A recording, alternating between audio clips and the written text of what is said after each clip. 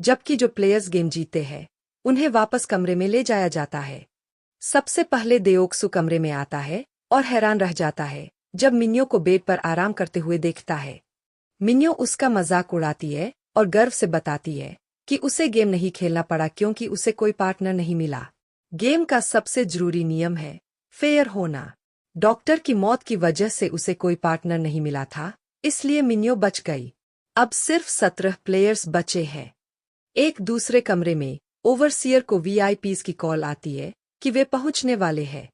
Call के बाद overseer अपनी गन उठाता है और जूनहो को बाहर बुलाता है। जूनहो ने फोन का रिसीवर उल्टी दिशा में रखा था, जिससे उसकी मौजूदगी का पता चल गया। ओवरसियर कमरे में चक्कर लगाता है, लेकिन तभी उसे एक कॉल आती है। स्टाफ ने आइलैंड के नॉर्थ कोस्ट पर एक डेड बॉडी पाई है।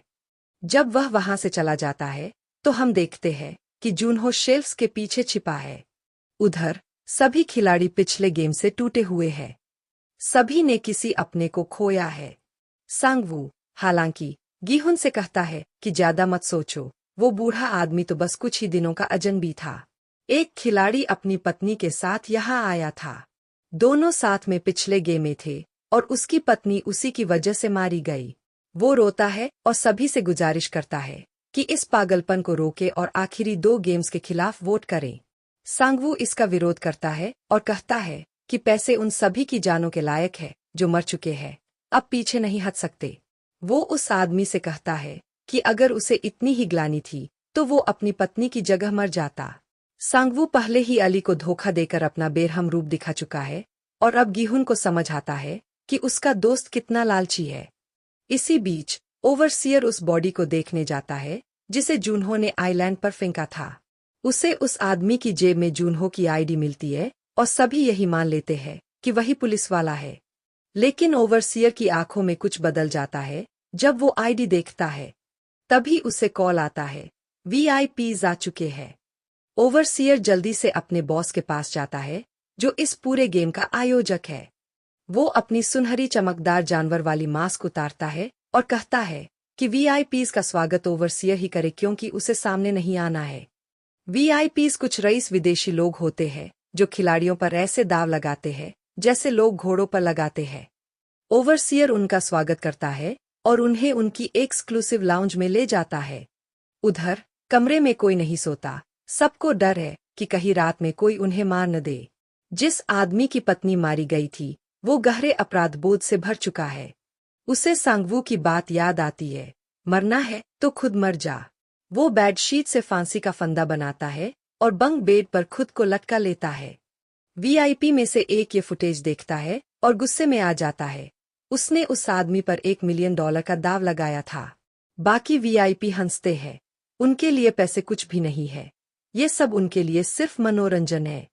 उधर जूनहो एक वेटर को किडनैप कर लेता है जो वीआईपीज को ड्रिंक्स परोसने आया था। उसे मारकर जूनहो उसके कपड़े पहन लेता है और एक वेटर बनकर अंदर घुसता है। वो अपनी शर्ट के अंदर फोन छिपाकर सारी चीजें रिकॉर्ड करता है। उधर खिलाड़ियों को अलार्म से जगाया जाता है और एक ताबूत अंदर लाया जाता है। उन्हें पता चलता है कि वो आदमी जिसने आत्महत्या की उसी का ताबूत है। इससे पहले कि वे कुछ समझ पाते उन्हें 5वें गेम के लिए बुला लिया जाता है। वीआईपीज लाउंज में आराम से बैठे होते हैं और खिलाड़ियों को देखकर तय कर रहे होते हैं कि अब किस पर दाव लगाया जाए।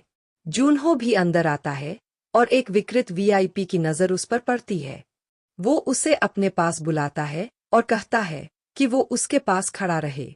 इस बार खिलाड़ियों को फिर से उस सफेद कमरे में लाया जाता है, लेकिन इस बार वहां उनके सामने 16 मैनीक्विन खड़े होते हैं। उन्हें एक एक करके उनमें से एक चुनने के लिए कहा जाता है। हर कोई बीच वाले नंबर लेने की कोशिश करता है क्योंकि आगे या पीछे रहना बहुत रिस्की है। गीहुन के पास जब मौका आता है तो बस पहला और आखिरी नंबर बचा होता है।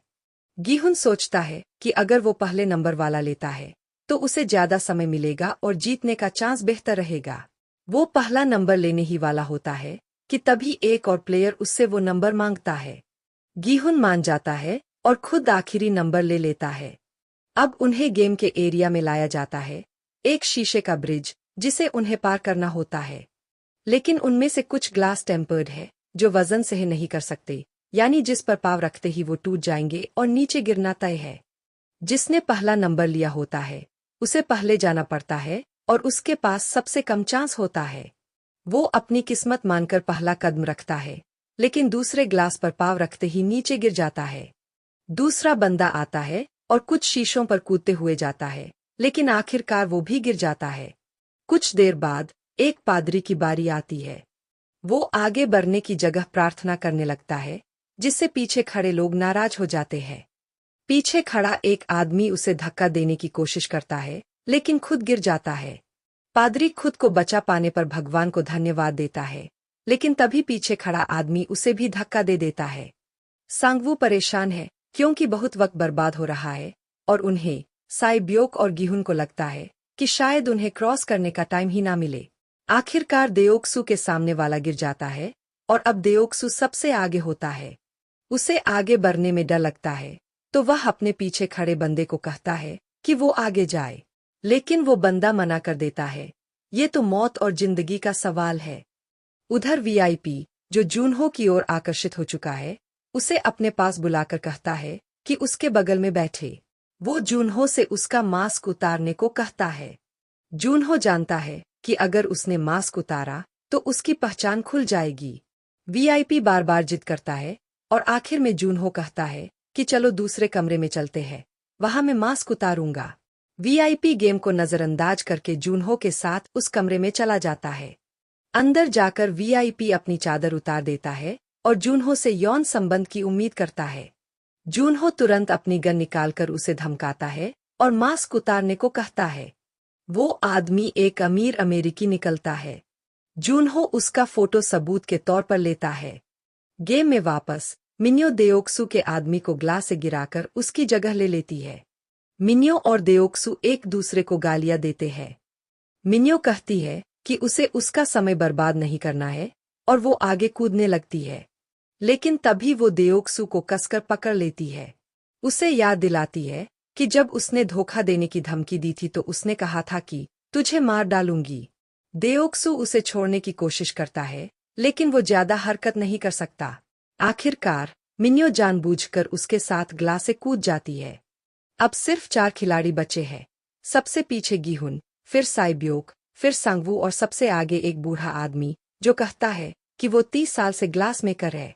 वो ग्लास की रिफ्लेक्शन देखकर फर्क पहचान सकता है और कई ग्लास आसानी से पार कर लेता है।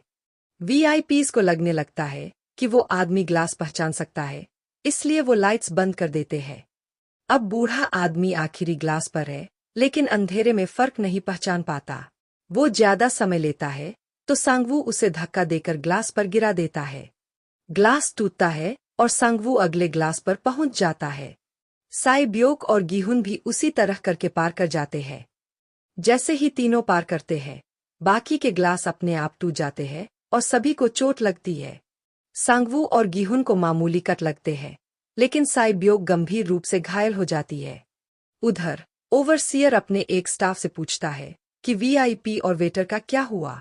स्टाफ पाता है कि दोनों गायब है और एक ऑक्सीजन टैंक भी मिसिंग है। इसका मतलब है कि कोई एस्केप कर चुका है। ओवरसियर खुद नाव लेकर उसे ढूंढने निकल जाता है। सांगवू, साइब्योक और गिहुन, ये तीनों अब सिर्फ बचे हुए लोग हैं, जो 456 खिलाड़ियों में से बचे हैं। उन्हें वापस कमरे में लाया जाता है।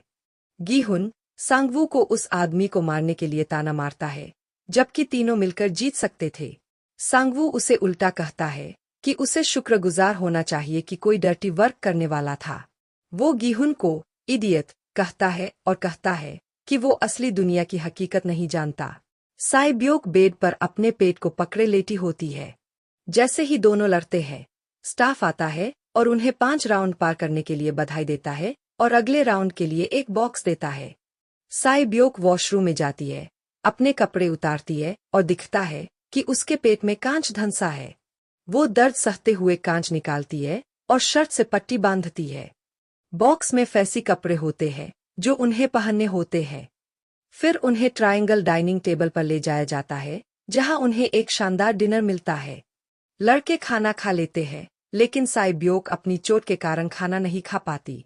खाना खत्म होते ही स्टाफ उनके बर्तन ले जाता है, लेकिन उन्हें चाकू छोड़ जाता है। इसी बीच जूनहो भागते भागते आइलैंड के दूसरे छोर पर पहुंच जाता है। उसके फोन में सिग्नल आता है और वो सबूत वाली फोटो अपने सीनियर को भेज देता है। लेकिन भागने से पहले स्टाफ और ओवरसियर उसे पकड़ लेते हैं। अब वो एक तरफ स्टाफ और दूसरी तरफ खाई के बीच खड़ा होता है। ओवरसियर कहता है कि अपनी गन फेंको, लेकिन जूनहो नहीं मानता। ओवरसियर धीरे धीरे उसकी तरफ बढ़ता है और जूनहो उसके कंधे पर गोली मार देता है। तभी ओवरसियर अपना मास्क उतारता है। जूनहो हक्का बक्का रह जाता है। वो उसका ही भाई इन्हो होता है, वही जिसे जूनहो ढूंढ रहा था। इन्हो उस पर गन तानता है और मजबूरी में गोली चला देता है। जूनहो समुद्र में गिरकर मर जाता है। वापस फैसिलिटी में तीनों खिलाड़ी वापस कमरे में लौटते हैं और एक दूसरे से दूर कोने में बैठते हैं। गीहुन साइब्योक के पास आता है और पूछता है कि वो ठीक है या नहीं। साइब्योक पहले उस पर चाकू तानती है, लेकिन गीहुन कहता है कि वो उसे नुकसान नहीं पहुंचाना चाहता। वो कहता है कि अगला राउंड साथ में खेले क्योंकि अब उसे सांगवू पर भरोसा नहीं है। साइब्योक दर्द में होने के बावजूद पूछती है, अगर वो जीतता है तो पैसे का क्या करेगा? गीहुन कहता है कि वो अपने कर्ज चुकाएगा, माँ की सेवा करेगा और अपनी बेटी का अच्छा पिता बनेगा। साइब्योक अपने भाई के बारे में बताती है। दोनों एक दूसरे से वादा करते हैं कि अगर वे मर गए तो दूसरा उनके परिवार का ख्याल रखेगा। तभी गीहुन देखता है कि सांगवू सो गया है। वो चुपके से उसके पास चाकू लेकर जाता है, लेकिन साइब्योक उसे रोक लेती है, कहती है, उसके जैसे मत बनो। उसी वक्त गीहुन साइब्योक की चोट नोटिस करता है। उसकी शर्ट से खून बह रहा होता है। गीहुन घबरा जाता है और दरवाजा पीटते हुए स्टाफ को बुलाता है। कुछ स्टाफ अंदर आते हैं, लेकिन उनके हाथ में ताबूत होता है। गीहुन पीछे मुड़कर देखता है तो देखता है कि सांगवू साइब्योक के पास खड़ा है। उसके हाथ में चाकू होता है। वो उसे तब तक मार देता है जब तक गीहुन मदद के लिए दरवाजा पीट रहा होता है। गीहुन अपना आपा खो बैठता है और साइब्योक के बेसुध शरीर को हिलाता है, उसे जगाने की कोशिश करता है। वो गुस्से में सांगवू पर हमला करता है, लेकिन गार्ड्स उसे रोक लेते हैं। आखिरकार साइब्योक की बॉडी को ले जाया जाता है और भट्ठी में जला दिया जाता है। अब सिर्फ 2 फाइनल कंटेस्टेंट बचे